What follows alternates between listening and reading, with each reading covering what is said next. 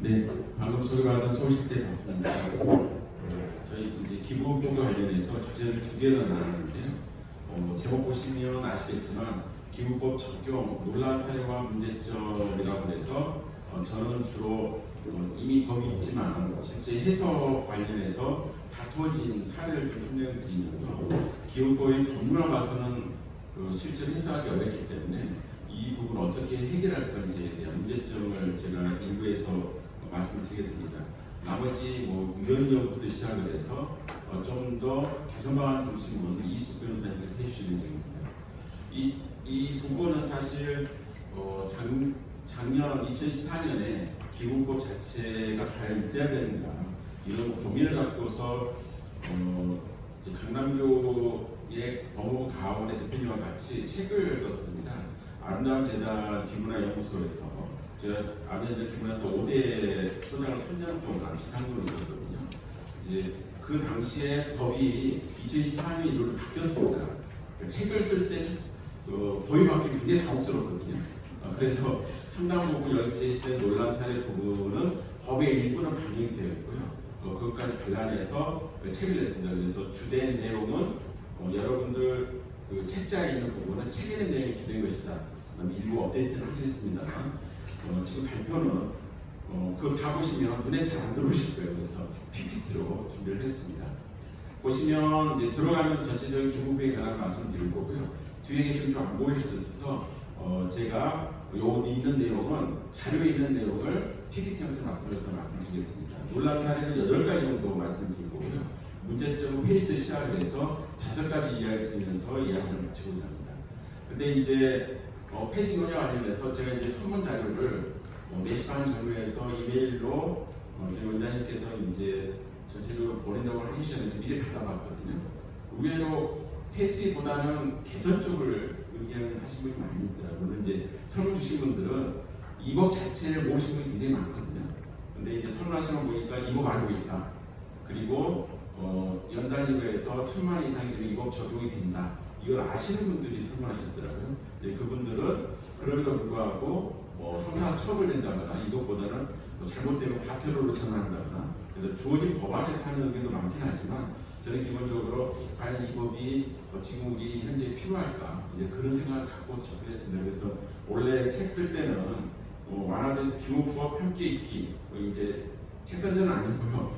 해봤는데 원래는 기본법 페이지론자가 바라고 기본법이어서 페이지를 전체로 썼는데 너무 세다고 해가지고 제목 좀 바꿨습니다. 그래서 저는 기본 생각은 과연 이 법이 있어야 될 건가 그것도 이 시간을 통해서 좀 같이 논의를 좀 해봤습니다. 그래서 들어간 부분은 이 설명을 드렸고요. 내용 들어가겠습니다. 저는 원래 이제 기본법 연구를 하면서 저는 전공 자체가 이제 법이고요. 법 중에 세법입니다. 그래서 상속세 증여세법을 학교에서 가르치거든요. 상속세 증여세를 가르치다 보면 공익법인에 관한 부분이 공익법인의 상속이나 증여를 주면 과세가 비싼 일이라고 하기 때문에 상속증여세 부분에 공익법인 부분이 굉장히 중요한 걸 차지합니다. 그렇다 보면 거기에 기부가 관련이 있지 않습니까? 기부세제. 근데 이제 법이다 보니까 기부법뿐만 아니라 공익법인법, 민법 여러 가지 것도 연결되어 있는데 우리나라 이제 법의 기본 교육 시스템이라고 하는 부분은 민법인 민법, 상법인 상법, 세법도 많은 학교에서 가르치지 않긴 하지만 흩어져 있다 보니까 어떤 기능적인 부분에 약한 부분이 존재합니다. 기부법을 많은 분들이 알기 어려운 중에 하나는 법을 하신 전문자들이 통상은 학교 영역에서는 민법이나 기본법 등을 가르치는 것이 이렇게 특수한 어떤 법은 가르치지 않기 때문에 현장에 계신 분들은 이지가 강한 데 반해서 학교라든가 이런 부분에는 충분히 전달이 못한 우리나라 법을 교육하는 부분에 좀 문제가 있긴 합니다. 그러나 어쨌든 간에 기부법이라는 부분이 저도 상속증여세를 가능하다 보니까 현장에 계신 분들은 세법 말고도 기부법 최근에 언론 보도에 따르면 기부 문제가 돼서 형사처벌을 받으시는 분도 있거든요. 워낙 뜨거운 이슈가 가지고 여기서 따로 다루지 않았습니다.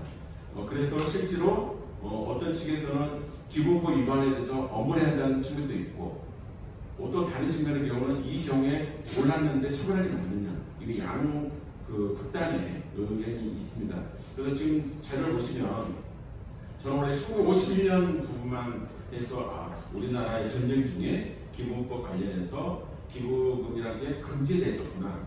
이제 그런 걸 좀 풀려서 주제로 바뀌고 지금은 2024년에 기부금 관련해서 활성화라는 부분이 활성화가 들어와 있거든요. 근데 아쉽게도 활성화가 될까? 그런 의문을 갖고 있습니다. 근데 이제 두 번째 주제인 이수 변호사님께서도 여러 연구를 하다 보니까 저도 그걸 몰랐던 부분이거든요.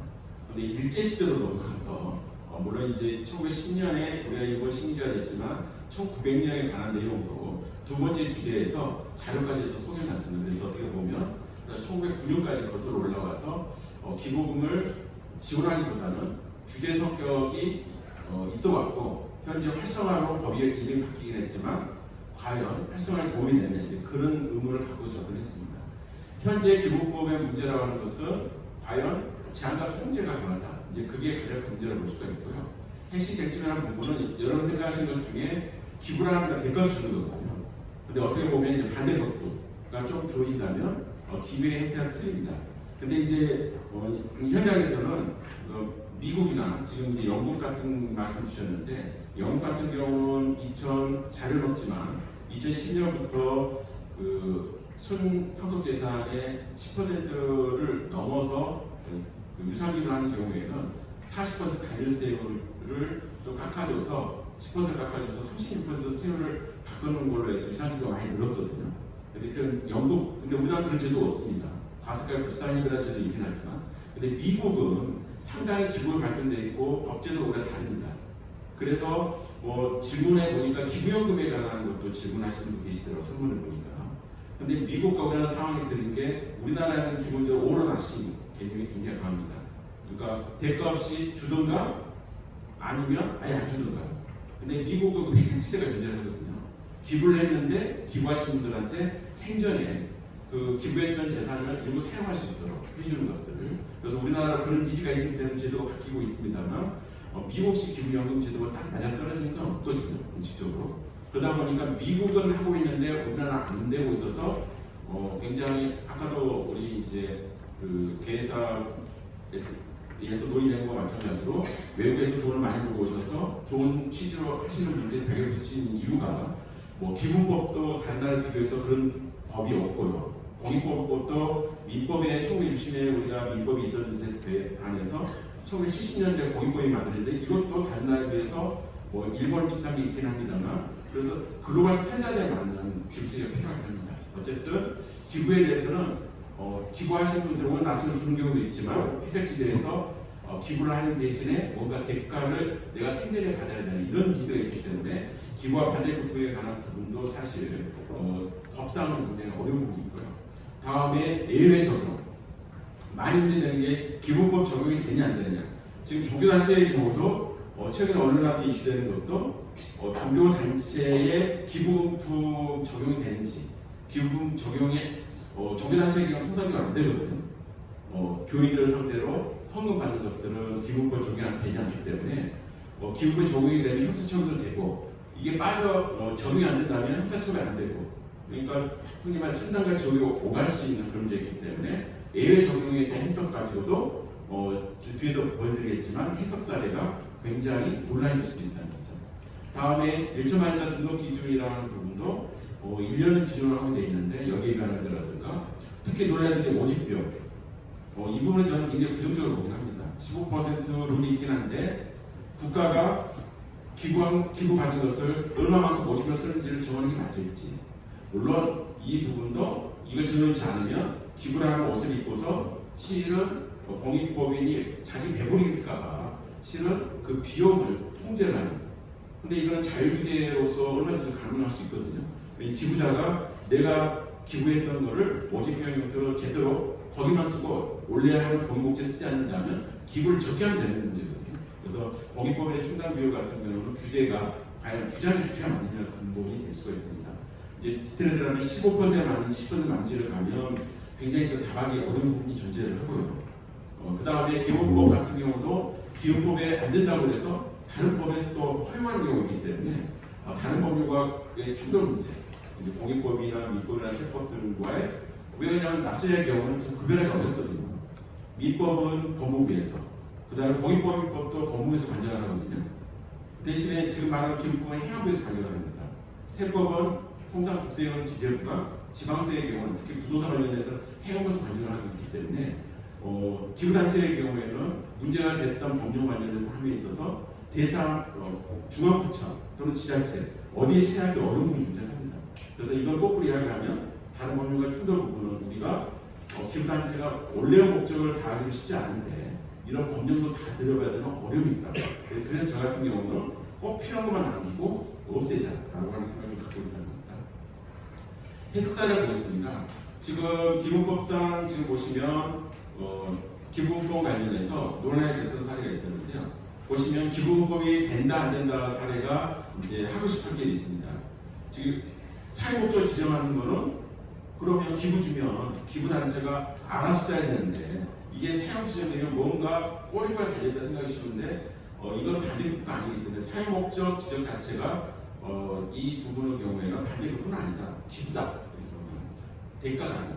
이게 이제 서울중앙지법이 2020년에 논란이 됐다고 하고 있고요. 오른쪽 보시면 그러면 돈 갚아 달라 기부할 테니까 이 경우는 기부가 아니죠.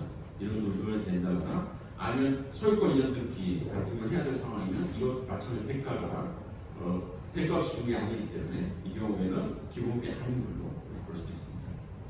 그 다음에 제외되는 관련해서 보면 지금 사례를 보면 이제 사회단체나 친목단체 어떤 단체냐에 따라서 지금 이게 이름만 보는 게 아니라 제일 왼쪽을 보시면 종합적으로 본다는 거예요.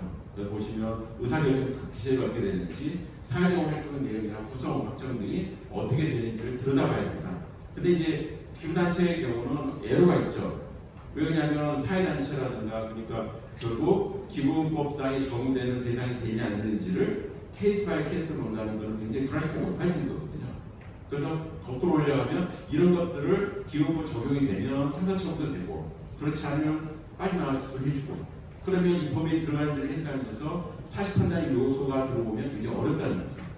다음에 그래서 중간에 인정한 사례는 케이스 바이 케이스 가야 되기 때문에 과연 나는 여기에 적용되는지 이런 판단이 실제로 법원에서 문제됐던 사례가 있었다고 볼 수 있습니다. 후원금에 관한 부분을 보면요. 이 경우는 이제 회비 같은 경우는 2023년 보면 사실 이제 길거리에서 후원회원을 모집을 해서 결국에 회비로서 받는 부분이 기부법에 적용이 되냐면 논란이 되지 않습니까? 회원으로부터 받는 것은 기부금법의 기부가 아니거든요. 어떻게 보면 회비로서 받는 거니까. 근데 이제 이 회비를 들여다보면 우리가 이제 법인이 보면 사단법인이 있고 재단법인이 있지 않습니까?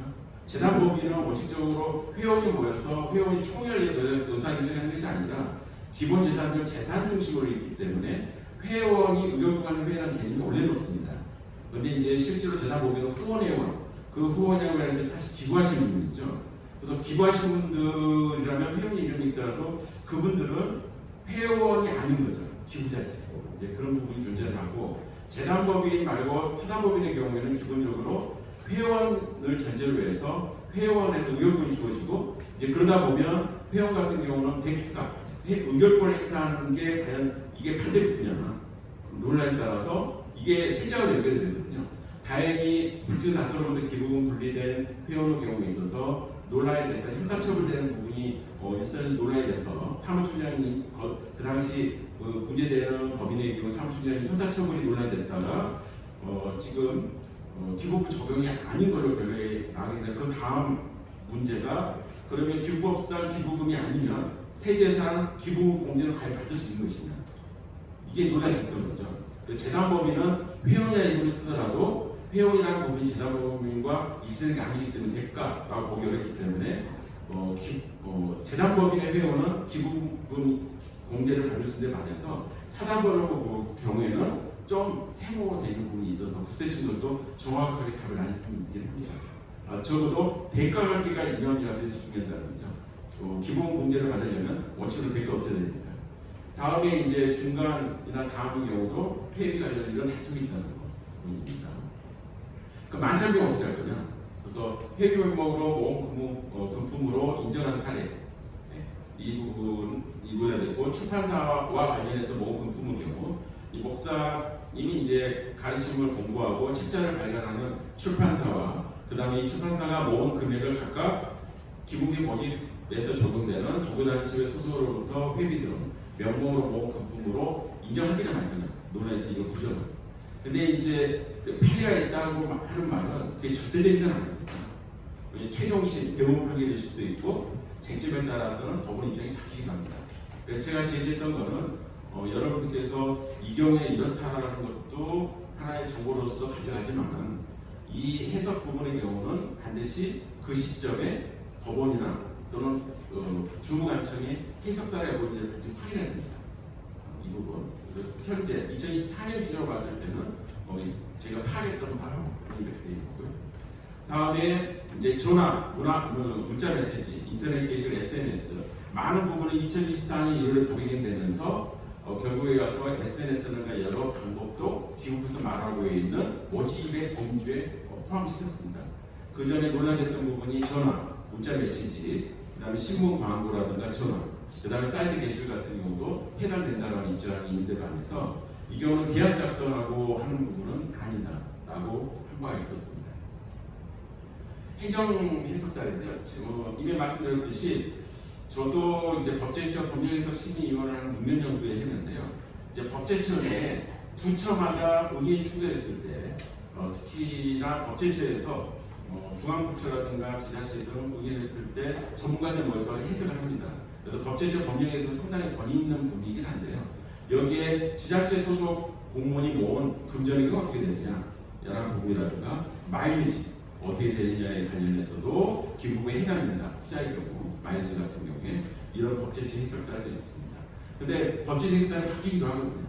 그래서 법제처 사이트를 통해서 이걸 끊임없이 업데이트하는 작업이 필요합니다.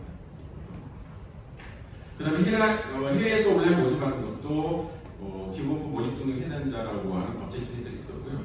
그 다음에 2개 이상 모집이랑 각각하라고 해석사례도 있었습니다.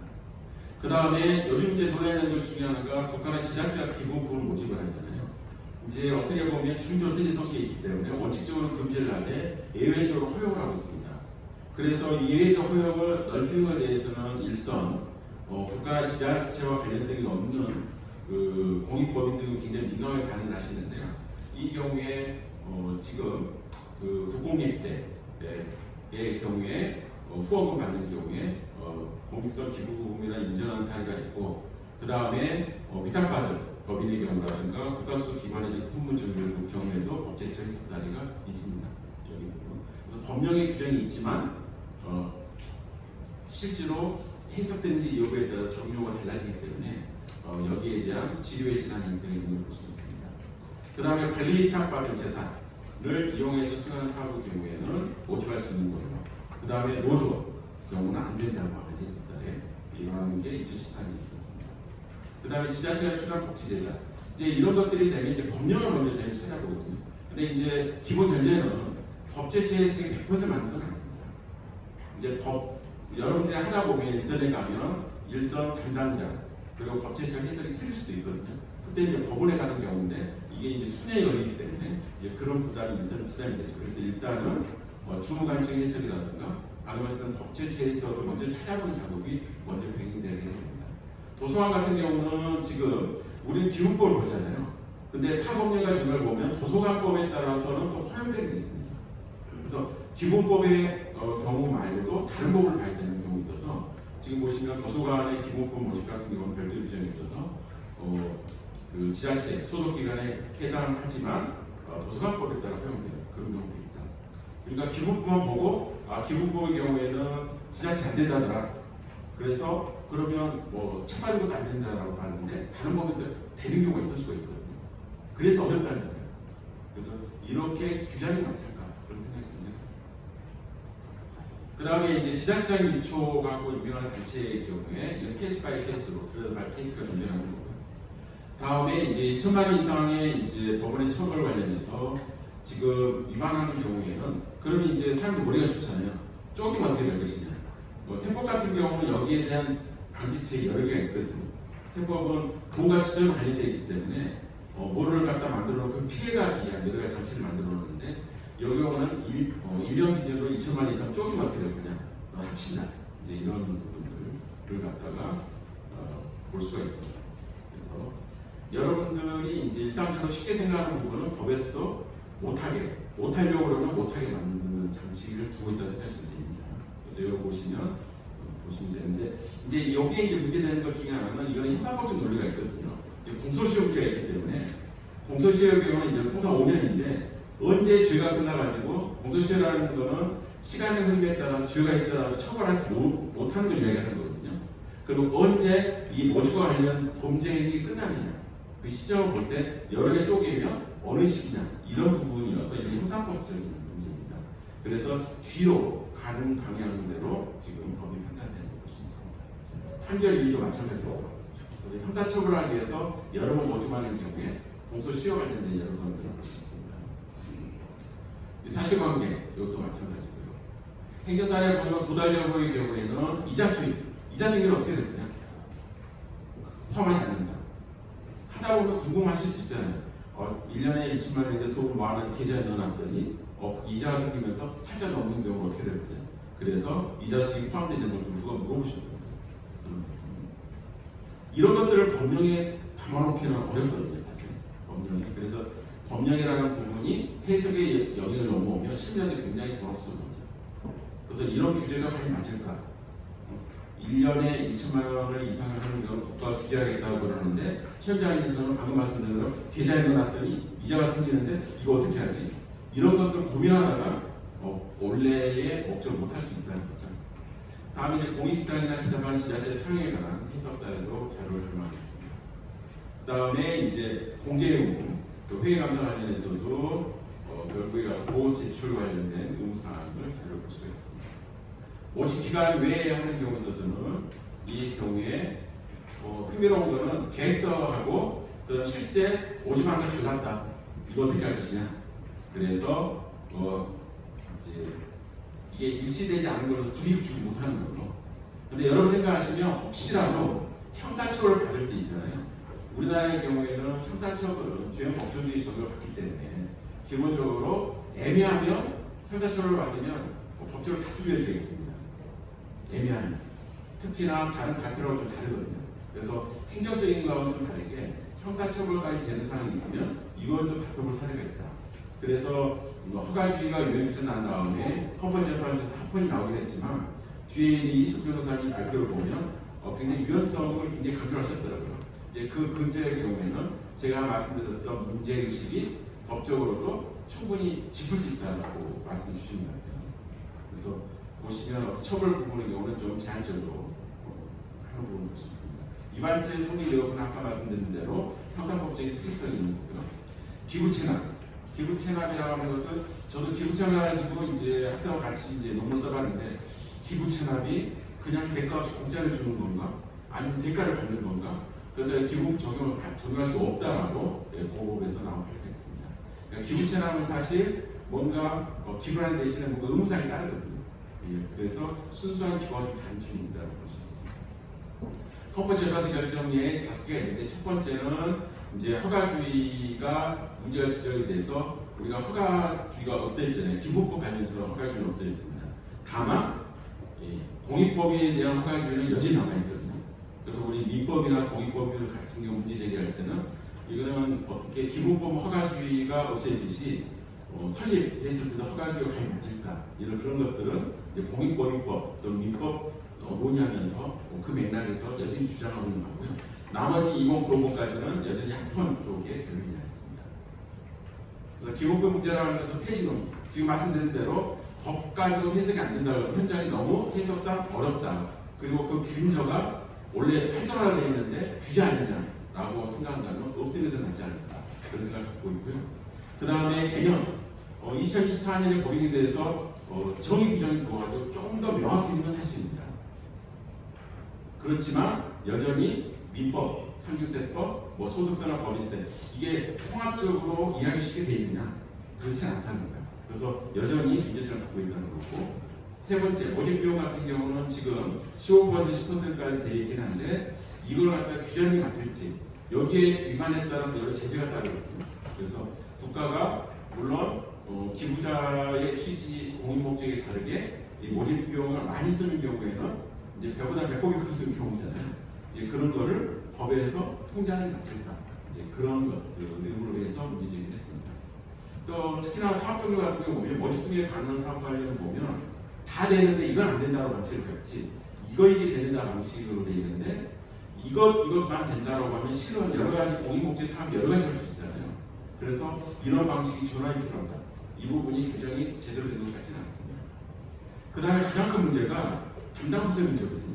앞에서 말씀드렸던 공익법인의 경우는 상대하는 부분이 주무관청도 상대해야 되지만 특히나 여러 가지 기본법의 경우는 행안부, 공익법인은 법무부, 그 다음에 이제 세법문제의 경우에 있어서는 결국 세법의 경우는 기재부와 또는 행안부에 연락을 해야 되기 때문에 행안부 내에서도 기부 담당하는 부하고 그 다음에 세법 담당하는 부하가 다르거든요. 그래서 담당주체를 모아주는 게 어떨까?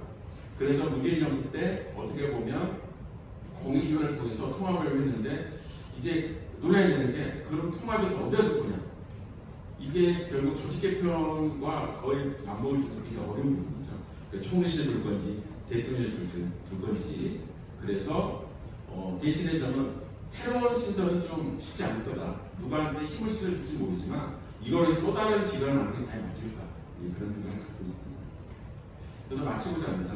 어떻게 보면 현행 문제점 말씀드렸지만 현행 법령에 있어서 제가 해석상 빨리 진행하겠지만 이것 법제처 그 다음에 법원 심지어 헌재까지 다투는 사례를 보면 개념과 적용에서 불확실성이 여전히 존재하는 것이고 그 다음에 여기에 따라서 공약들이 제한이 되고 또 법령을 쓰다 보니까 충돌이 나서 논리적으로 설명하기 어려운 부분이 존재한다. 그래서 개선 방안이라는 부분이 과연 존재 이 부분부터 시작을 해서 안 되면 가능한 범위 내에서 설문을 보니까 형사처벌에 과태료 죠. 저도 거의 긍정한 입장입니다. 그래서 어렵다면 해석하기 어렵다면 해석의 실수 나오는 부분은 형사처벌까지 말고 과태료 정도로 해서 어떠한 형사처벌에서 그러니까 실형에 가까운 그런 부분이 아니라 이제 조그만 행정벌적인 성격으로 좀 바꾼 것도 고민일 것 같습니다. 그래서 기부라는 것은 규제 대상이 아니고 우리나라의 어떻게 보면 공동체 신뢰의 중요한 부분이기 때문에 그런 관점의 전환이 되면 현재 활성화 이름으로 아직도 부족한 법이 좀 더 개선되지 않을까 그런 생각을 갖고 있고요. 저자수를 붙이라고 해서 뒤에 붙였습니다. 그러면 발표는 이 정도입니다. 감사합니다.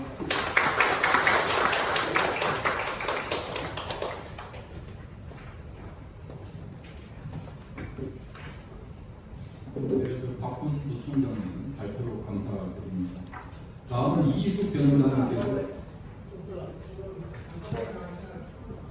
이희숙 변호사님께서 기부금품법 종편 논의와 개정 방향에 대해서 발표해 주시겠습니다.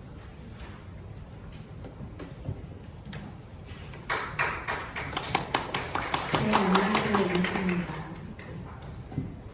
그래서 박훈 교수님께서 실제 이제 사례에서 문제된 사항들을 많이 말씀을 해주셨고요. 저는 좀 전반적으로 이제 조금 그 말씀을 드리면서 어떻게 개정해야 될지 같이 이제 이야기 나누도록 하겠습니다. 일단 기부금품법에 대해서 우리가 많이 접해보는 건 아마 뉴스로 많이 접해보는 것 같고요.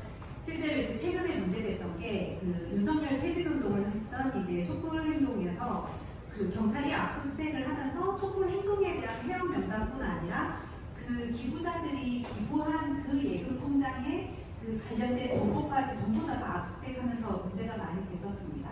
그래서 이게 이제 이슈가 되니까 이제 경찰에서는 이게 회원이 된 돈인지 아닌지 알아야 되기 때문에 사실상 그 정보까지 다 볼 수밖에 없다 이렇게 얘기를 하게 됐고요. 그래서 이제 기부금법 위반이라는 거는 단순히 이제 단체가 대상으로 끝나는 게 아니라 기부자까지 연결되는 형사사건에 이제 큰 카테고리로 확장되는 상황이 왔다. 그런 상황이고, 그 다음에 이제 당시에 이제 윤석열 정부에 반대했던 그런 쪽에서만 그럼 이런 수사 대상이 된 게 아니라 실제로 지금 좌우 진영을 불문하고 이제 현재 고발 수사가 이루어지고 있습니다. 그 광화문 집회를 이제 주도했던 정가공 목사 같은 경우도 현재 재판이 진행 중에 있고요. 윤미향 의원, 그 전에 지성호 의원 등등 이제 많은 이제 관련자들이 이제 기부금법 위반으로 이슈가 되고 있습니다.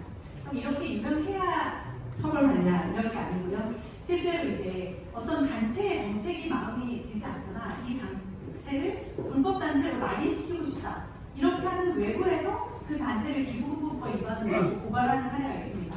그래서 구체적인 증거가 있지는 않지만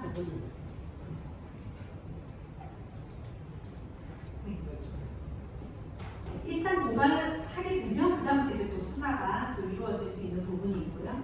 그다음 또 단체 내부에서 직원들이 또 단체에 대해서 내부 고발을 하거나 또는 그 집행부 대표가 마음에 안 든다 이러면은 또 대표가 기부금법 위반했다 하고 이제 또 다시 고발하는 사례가 있을 수 있습니다.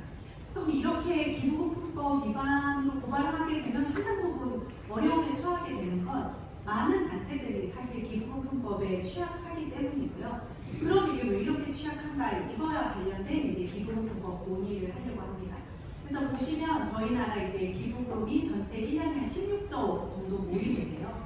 근데 그 중에서 기부금 모집 등록을 하고 모금된 거는 한 2,300억 정도? 그러니까 한 1.5% 정도만 이 법에 따라서 등록을 한 것이고 나머지 이제 98.5%는 이 법에 따라서 등록을 하지 않은 기부금이죠. 그럼 이제 대부분 기부금이 98.5%에서 이제 모금을 하게 되는데 그럼 만약 고소를 해서 이게 이제 수사 대상에 올랐다. 그러면은 왜 우리가 기부금법에 적용을 받지 않는지 우리는 왜 예외인지 이런 것들을 스스로 이제 설명해야 되는 그런 상황으로 가게 된다라고 보시면 될 것 같습니다. 그래서 이제 상당 부분은 사실 모집 등록하지 않고 또 많이 이제 단체가 운영돼야 하는데 현재 상황을 보시면은 최근 몇 년 사이에 국가 보조금이 많이 줄어들면서 사실 지금 거의 각 단체마다 마이너스, 그러니까 적자가 50% 이상 나는 현재 그런 상황의 단체들이 많이 있습니다. 보시면 사회복지계, 기타 여러 파트에서 지금 굉장히 재정적인 어려움이 큰 상태고요. 그래서 이런 것들을 극복하려면 사실 우리가 열심히 이제 보조금을 받자 이런 것도 하나의 방법이 될 수 있겠지만 열심히 이제 기부금을 모금하자 이렇게 이제 결정을 해야 되는데 그렇게 해서 기부금을 모집하려고 하다 보니 이 상황은 정말 녹록치 않더라 이렇게 되는 거고요. 앞에서도 잠깐 말씀해 주셨는데 우리나라에서 기부 경험이 없다라는 이제 기부자들도 상당히 많고 그래서 일부 이제 기부를 하는 분들도 정말 최근에 갈수록 더더욱 이제 기부 단체에 대한 이제 비익기부 격차가 심해지면서 더 모금하기 어려운 상황에 처해 있습니다.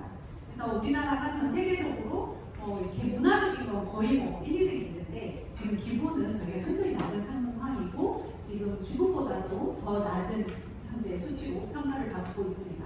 그래서 여러 가지 이유가 있겠지만 그 이유 중에 이제 큰 이유 중에 하나는 제도적인 한계가 있다 이렇게 보고 있고요. 그래서 이 제도적인 한계를 어떻게 극복하고 단체가 어려운 재정 여건을 극복해서 발전할 것인가 이런 논의의 자리가 됐으면 좋겠습니다.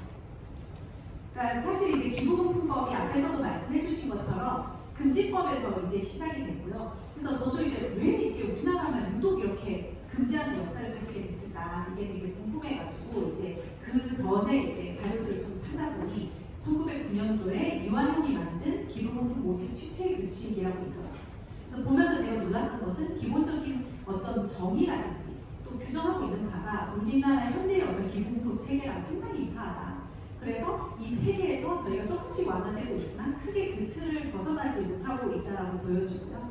당시 이제 이 규칙이 나왔던 것은 사실 이제 그 일본으로부터 우리나라가 이제 국권이 침탈될 것 같다. 이런 이제 위험에 처했을 때 뭔가 우리가 돈을 모아가지고 학교를 짓고 그래서 애국할 수 있는 그런 사람들을 키워내야 되겠다라는 이제 교육 운동이 일어났고 그래서 그 지역 유지들한테 돈을 모아서 학교를 설립하고 운영을 했죠. 그랬더니 이제 일본 쪽에서는 이거 이대로 두면 안 되겠다. 빨리 이걸 막아야 되겠다. 그래서 학교를 세우려면 허가를 받아야 된다. 그 다음에 돈을 모집하려면 허가를 받아야 된다 해서 처음 만들어졌던 게 이게 규칙입니다. 그 다음에 이제 점점 더 강화됐고요. 그래서 실제로 처벌받은 사례가 어떤 게 있나 해서 제가 좀 최근에 찾아봤거든요. 그래서 서울 도서관에서 이제 이 책에 대한 부분을 좀 발견을 했는데 이제 독립운동가 전홍표 그 선생님이 계시고요. 이분이 이제 독립운동가로 되게 유명하신 분이고 당시 밀양에서 동아학교라는 학교를 설립을 하셨어요. 그리고 그 제자들 중에서 되게 잘 아시는 김원봉도 있고 이런데 그 중에서 또 최경학이라는 그런 또 제자가 있었습니다. 그래서 이 제자가 당시 밀양 경찰서에 폭탄을 던져가지고 이건으로 이제 사형 집행을 받게 돼요. 그래서 이제 사형 집행이 끝나고 나서 이 제자를 다시 밀양으로 데리고 와야 되는데 이제 집이 너무 가난해가지고 이 시체를 가지고 올 수가 없는 상황이 됐습니다. 그래서 이 교장 선생님이 내가 이제 가르친 뜻을 가지고 이렇게 행동을 옮긴 제자를 이 상태로 이제 방치할 수 없다. 그래서 그 청년들, 밀양에 있는 청년들이랑 모아가지고 우리가 이제 이 지인들로부터 부의돈을 모으자. 그래서 돈을 모아서 그 시체를 가지고 와서 우리가 여기서 이제 장례를 치르자 해서 돈을 모았고요. 한 30여 명 상대로 그렇게 많이 모으지 못했어요. 근데 그게 이제 발각이 되면서 이게 이제 기부금품 위반했다 이렇게 해가지고 돈도 압수되고 그때 관여했던 6명이 전부 다 구속되게 됩니다. 그래서 사실 이 재판에서 아니 이것은 우리가 장례를 치르기 위한 돈을 모은 것이다. 이 기부금품이 아니다. 이렇게 이제 변호사 변론을 했죠. 그랬더니 이제 재판부에서 아니 정의를 봐라. 명칭 여하를 불문하고 대가 없이 돈을 모으면 전부 기부금품이다. 그러니까 이렇게 장례를 치르기 위해서 모은 돈도 기부금품이다. 이렇게 해서 결국 유죄 판결을 받고 여기서 징역 10원형을 받으시고 그 다음 나와서 몇 년 안 계시다가 돌아가셨어요. 그래서 이 히스토리가 한 100년 전인데 최근에 듣던 거랑 너무 비슷한 거예요. 아 기부금품은 명칭 여하를 불문하기 때문에 반대국부 없이 받으면 다 기부금품이에요. 이게 굉장히 이제 비슷하죠. 그래서 이런 흐름 속에서 이제 이 법이 이제 계속 이어져 오고 있다. 그다음에 이제 사실 당시에 처음에 약간 독립운동 규제 쪽이었는데 이 법은 사실상 모든 돈의 모금을 다 금지하는 거라서 당시에 이제 뭐 남조선 축구대회를 열자 이렇게 해서 축구대회를 열려면 돈을 모아야 되겠죠. 그래서 돈을 모았더니 또 이제 경찰이 나타나서 이거 법 위반이라서 돈을 모으면 안 돼 하고 이제 압수해갔어요. 그랬더니 아니 우리 축구대회도 못하냐 이렇게 얘기했더니 아니 축구대회를 못하는 게 아니라 돈을 모으는 게 안 돼 하면서 돈을 이제 못 모으겠죠. 그래서 이건 챗GPT가 만든 이미지인데 그래서 당시에 돈을 뺏기면서 이때 28년도에 남조선 축구대회를 못했어요. 그래서 결국 돈을 모은다는 것은 활동을 하겠다는 거고 돈을 막는다는 건 활동을 하십니다. 그래서 여전히 지금도 우리가 기부금품법이 규제가 되면 여러 가지 이제 공동체 활동이 이제 규제되는 상황도 동일하다 이렇게 이제 생각이 듭니다. 그래서 우리가 해방이 됐는데 이제 해방이 됐으면 우리 모든 활동을 규제한 이 법부터 없애자 이렇게 해야 되는데 이 법이 이제 그대로 이제 또 살아가지고 기부통제법으로 만들어지고요. 그다음 51년도에 이제 기부금품 모집금지법이 만들어집니다.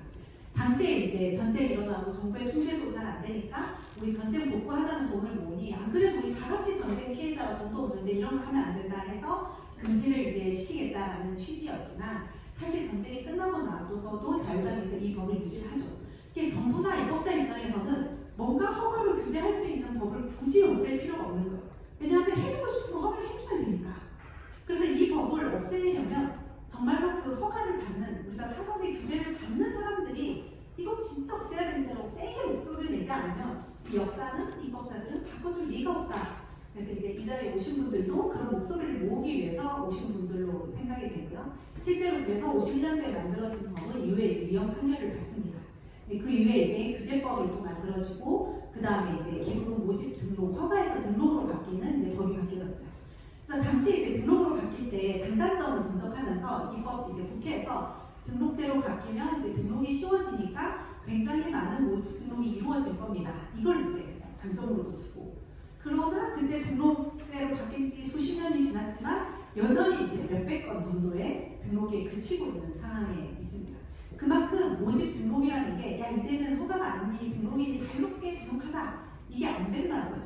사실상 허가가 비슷한 정도로 규제를 많이 받기 때문에 등록도 지금 좀 하기 어려운 상황이다. 그리고 이제 최근에 기부금품 활성화법으로 바뀌었지만 또 여러 가지 뭐 기부 정의와 관련된 부분은 변화가 있지만 등록제, 사전 등록제도 그 다음에 이제 모집 비용이라든지 그 다음에 형사 처벌 규정은 그대로 남아있다. 그래서 여기서 이제 정의와 관련돼서는 예를 들어서 이때 이슈가 됐던 게 그러면 사익 목적의 무금도 이 법에 따라서 처벌받아야 되냐. 특히 이제 부의금. 그래서 우리가 코로나 때 청첩장에 다 부의금 계좌번호 써가지고 다 배포하는 거는 앞에 우리 그 사건에서 봤듯이 반대급부 없이 받는 거잖아요. 근데 1,000만 원 이상 모집 된단 말이에요. 그러면 결혼식 한번 치렀다가 그 다음에 이제 혼주가 처벌받아야 되는 이런 상황은 좀 아닌 것 같다. 그래서 그거는 공익 목적이 아니라 사익 목적이니 이거는 기부금품의 대상이 아닙니다라는 취지로 공익 목적만 기부금품이다. 이렇게 이제 법이 바뀌었다고 보면 될 것 같습니다. 그러나 이 법이 바뀌고 나서 이게 현장에 어떻게 적용될지는 아직까지 지금 불분명한 상황입니다. 그래서 당시에 이제 그 허가주의에서 등록제로 넘어올 때 아니 등록제가 아니라 아예 폐지돼야 돼 이런 법안이 국회에서 발의가 됐고요. 당시에 이제 그 홍미연 의원이 발의한 안을 보면 이거는 너무 민간 기구에 대해서 국가의 가동 통제다. 모집 비용은 그또 현실성이 없고 그 다음 서로 이제 소통해가지고 정할 자율의 판단의 문제지 국가가 정할 게 아니다. 형법이나 세법을 통해서도 충분히 제재할 수 있다.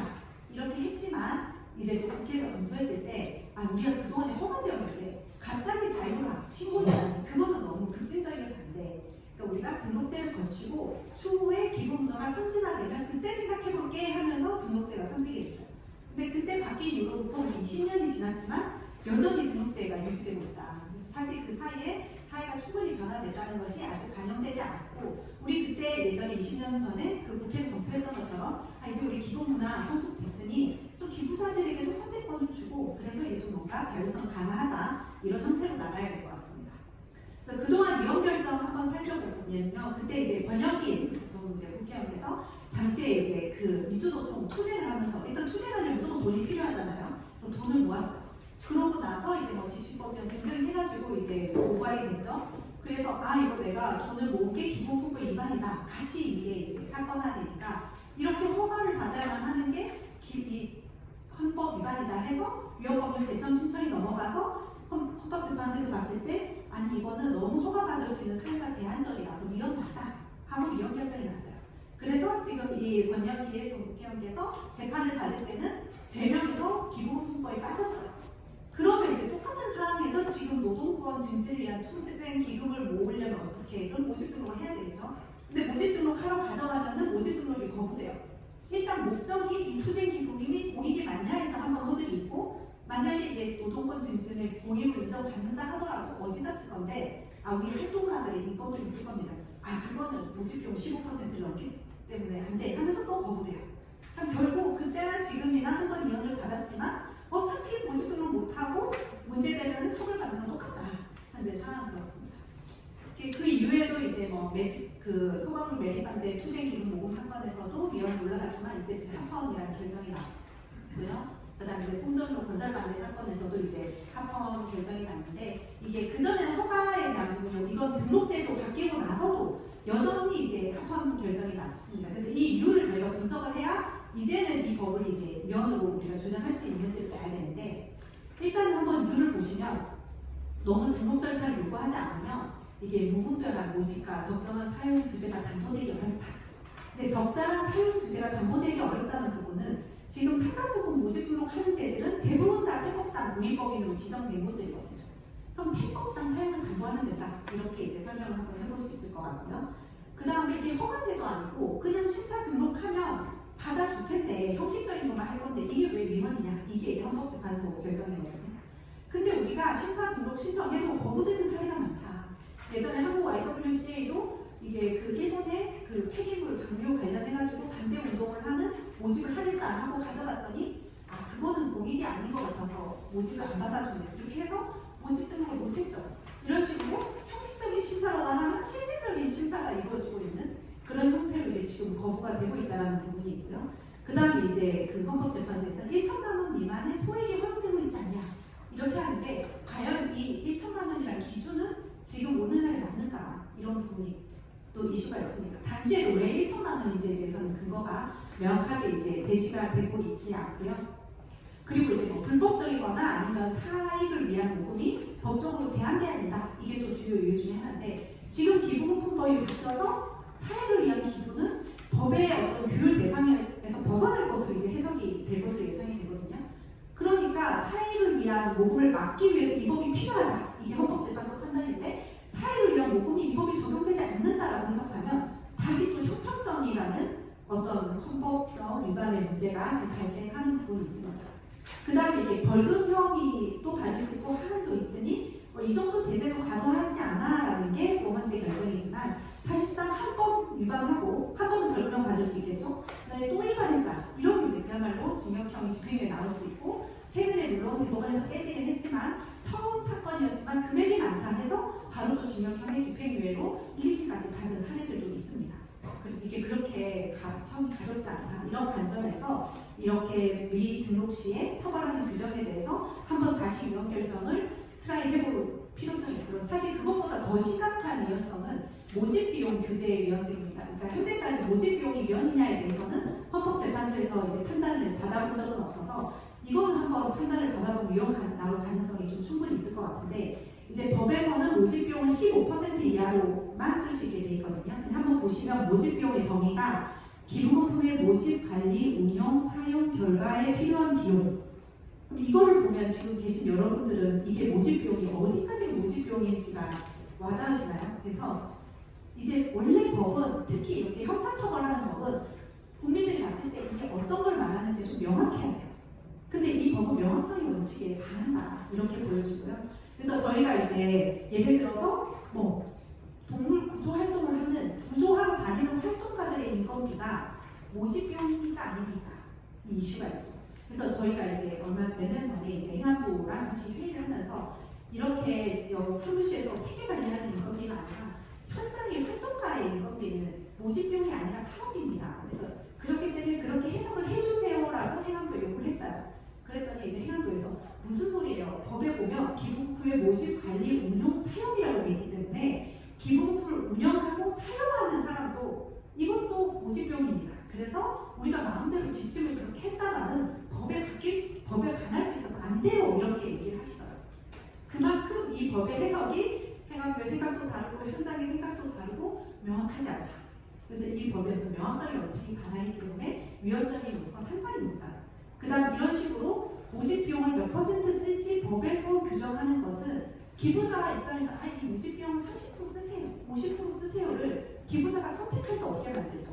그래서 기부자와 모집자 모두의 어떤 선택과 표현의 자유를 침해한다는 측면에서 이미 수십 년 전에 미국에서는 같은 쟁점으로 정보 표현의 자유 위반으로 위헌 결정이 났고요. 현재도 해외 사례에서 법으로 몇 퍼센트까지만 쓸 수 있어라고 규정하고 있는 사례는 찾기 어려워요. 그럼 대체로 어떻게 하냐? 근데 이 기부자들에게 있어서는 굉장히 중요한 정보거든요. 그래서 오픈해라. 몇 퍼센트를 인건비 쓰고 운영비 쓰는지 50%인지 30%인지 오픈하고 그거를 보고서도 기부자가 정하면 그 기부자의 선택이다. 그런 형태로 나가야 될 조항인데 우리는 그 기부자의 선택을 인정하지 않고 15%. 근데 그 15%도 도저히 뭔지가 법에 정확하지 않은 이 법의 이제 위헌성이 강하다. 그래서 이제 위헌적인 규정이라면 위헌재판소의 판단을 받든 법으로 그 전에 빨리 바꾸든 이런 입법적인 노력이 이제 필요하다고 생각합니다. 그래서 이제 정리하면 일단 기부금법의 문제점은 역사적으로 이것은 하나의 법이다. 그래서 한번 새롭게 이 법을 끊고 시작할 필요가 있다. 그 다음에 이제 보통 이제 모집할 때 뭐 해외 같은 경우 등록제를 하더라도 A 단체가 모집할 수 있는 단체로 등록을 해서 그 단체의 어떤 기부 사용이라든지 이런 게 이제 공개가 강조가 많이 되는데 우리나라 같은 경우 사업별로 등록해라.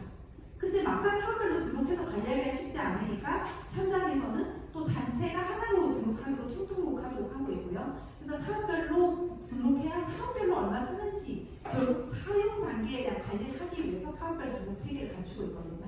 이 사업별 등록 체계가 문제다. 그 다음에 언제까지 모집하고 언제까지 쓰고 얼마만큼 쓰고 이런 구체적인 사용에 대한 어떤 허들을 두고 있는데 이게 지금 세법과 충돌한다. 그래서 단체 입장에서 똑같은 기부금인데 세법은 준수했지만 기부금법은 준수하지 않아서 위법단체로 몰리고 처벌까지 받게 되는 그런 현재 상황이라고 볼 수 있습니다. 그 다음에 사실 이제 뭐 모집비용 부분이 현장에서는 거의 운영비 모집을 못하는 형태로 가고 있기 때문에 단체의 운영비 뭐 인수에 굉장히 어려움이 있고요. 그 다음에 정기기부가 많이 충돌하고 있습니다. 그래서 한 번 모집을 해가지고 이 기부자가 올해 10만 원을 기부했는데 앞으로 10년 동안 계속 기부를 하는 거죠. 그럼 과연 모집해서 들어온 돈이 얼마나? 그럼 내년에 그 작년 모집에 의해서 들어온 돈은 모집 비용 1,000만 원에 포함시킬 것인가 안 시킬 것인가? 이게 굉장히 애매하고 이제 현장에 혼란이 있어요. 근데 어쨌든 이제 이거를 이제 검토할 때는 뭐 일시 기부든 정기 기부든 전부 다 기부금법의 대상이 들어간다 이렇게 이제 보고 있기 때문에 더 어려움이 이제 큰 사안입니다.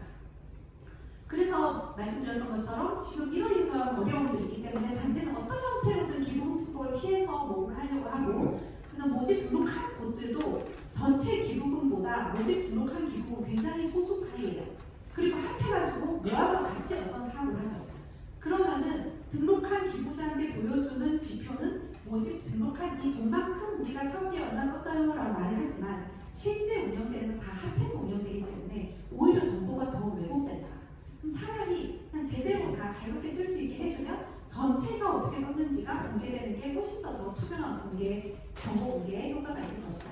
그 다음 이제 처벌 규정이 이런 형사처벌 규정이 가동하고 가택으로 넘어가야겠다 이 부분인데 여기서 조금 신경 써야 될 부분은 사실 행정안전부 입장도 우리는 모집 등록 한 곳만 관리할 수 있고 모집 등록하지 않은 곳은 관리할 감독 권한이 없어요. 그랬더니 많은 이제 기부자들이 다른 단체에서 왜 저기 법 위반하는데 감독하지 않냐고 회원부를 비난하는 거예요. 근데 법적인 권한이 없죠. 왜냐하면 이게 처벌 규정이기 때문에 처벌에 대한 수사이 경찰한테 있죠. 그러니까 수사기관에 가서 고발하세요. 회원부가 관여할 수 없어요. 이렇게 되는 거예요. 근데 이게 처벌 규정이 아니라 과태료, 범칙금 규정으로 넘어오면 그거는 관리하는 주무관청에서 조사를 할 수 있습니다. 그러니까 오히려 이거를 범칙금 과태료 체계로 내려오면은 훨씬 더 많은 단체들이 투명하게 이 법에 따라가지고 하고 있는지를 정부 차원에서 관리할 수 있고 사전에 예방도 할 수 있고 처음 요만큼 잘못했을 때 편집에 잡을 수 있겠죠. 그럼 과태료 적용되고 다음부터는 그렇게 하지 않아야지 이렇게 되지만 지금은 그냥 놔뒀다가 나중에 터지면 처벌받고 이런 구조로 가고 있다. 그래서 이 형사처벌 규제를 없애된다라는 측면입니다. 해외 사례 부분은 간단하게만 말씀드리면 대체로 이제 단체별로 등록을 만약에 미국이나 영국 같은 데 하거나 했을 때 거기에 대해서 감독해서 실제로 이제 잘 쓰고 있는지를 보는 거지 어떻게 이렇게 쓰라는 구체적인 어떤 사용에 대한 규제는 이 모금과 관련된 거에서 하고 있지는 않다. 그 세법적인 영역인 거고요. 그래서 실제로 모집할 때 투명하게 공개 정보를 잘 할 수 있도록 하고 있다. 특히 저희가 일본 사례를 조금 유의있게 봐야 되는데 지금 우리가 기부금품법이 규칙이 들어온 거는 일본 때문에 들어왔잖아요. 근데 당시에 일본에서도 없었던 규정이었어요. 그리고 그 이후에서도 일본은 우리와 같은 그런 법을 체계화해서 한 적이 없어요. 그래서 자유롭게 세법이라든지 다른 법을 잘 지키면 모집 등록 없이도 일본에서는 모집을 할 수 있었죠. 근데 이제 최근에 좀 문제가 났던 게 이제 통일교에서 너무 이제 과도하게 사실상 강요하는 방식으로 헌금을 받아서 이런 게 이슈가 되면서 그러면은 모집할 때 강요하거나 부당하게 권유하지 않도록 법이 필요하겠다. 그래서 이제 최근에 이 법이 생겼습니다. 그래서 모집 단계에서 잘못하지 않도록. 그래서 뭔가 부당하게 해가지고 모집돼도 취소할 수 있도록 했고요. 그래서 저희도 만약에 법을 좀 바꾸면 이렇게 사용과 관련된 부분은 세법에 맡기고 모집할 때 유의할 점 부분은 이 기부금품법에서 규율하는 체계로 하면 어떨까 하는 생각이 들었습니다. 그래서 완전히 폐지할 것인가 이 논의도 있기는 한데 사실 완전히 이제 폐지하게 되면 약간 좀 법적인 문맥이 남아 있습니다. 예를 들어서 국가나 지자체가 모집을 못하게 하는 금지 부분도 이 법에 남아 있는데 그럼 이 법이 만약에 폐지하고 그것도 없어지면 국가나 지자체도 자유롭게 모으면 그렇게 안 되잖아요. 그 다음에 또 기부자들 같은 경우 굉장히 이제 정보를 많이 원하는 측면들이 있는데 세법적으로는 사후에 이제 이 정보를 공개하는 측면이기 때문에 모집할 때 내가 어떤 형태로 쓰겠습니다를 올리고 그 다음에 나중에 사용 결과는 세법에 따라서 보고하면 기부자가 꼭 모집하는 거랑 사용 결과랑 다르네? 그럼 이거를 만약에 악의적으로 이렇게 속였다 이러면 형사로 사기가 되겠죠. 그런 형태로 모집 단위에서 뭔가 이렇게 그 교육하는 법체계 정도는 이제 필요하겠다라고 보여지고요. 대신 모집 비용 규정, 사용 기간 규정 이런 사용과 관련된 규제는 없애자. 그러면 이제 사용에 대한 규제가 없으면 우리도 충분히 이 법체계 내에서 모집할 수 있어라고 하는 그런 단체들이 훨씬 더 많이 늘어날 것으로 이제 보여집니다.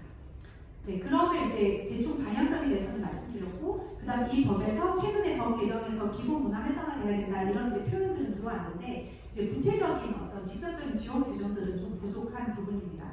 그래서 만약에 이제 우리가 유산기부 관련해서 주식이라든지 부동산 기부 이런 것들을 어떻게 해야 활성화할까? 결국은 세법이 이제 바뀌어서 세제 활성화가 돼야 되는데 뭔가 모법의 근거가 없으면 세법을 잘 안 만들어요. 그래서 이게 모법이 돼서 기부 활성화법으로 이렇게 세제 지원을 하세요라는 형태로 법의 근거를 남겨두고 세법도 거기에 따라서 활성화될 수 있도록 하는 부분, 그 다음 공인신탁이라든지 기부연금과 관련된 부분에 좀 근거를 이제 만들어줄 수도 있겠고요. 그 다음에 단체 입장에서는 뭔가 규제만 있고 이런 걸로 굉장히 따라가기 어렵기 때문에 그 단체한테 행정적으로 또 지원을 해주고 또 모집 단체 교육도 해주고 실질적으로 뭔가 지원단도 이렇게 붙일 수 있는 그런 형태의 직접적인 지원, 이런 그 행정과 관련된 부분이죠. 이런 것들이 이제 들어가는 방식으로 이제 법이 전체적으로 보고 활성화법으로 이제 바뀌면 좋겠다라는 취지입니다. 네, 이상입니다. 감사합니다.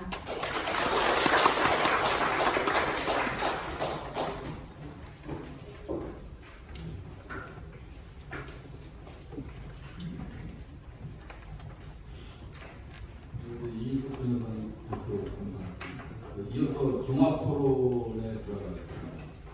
토론하시는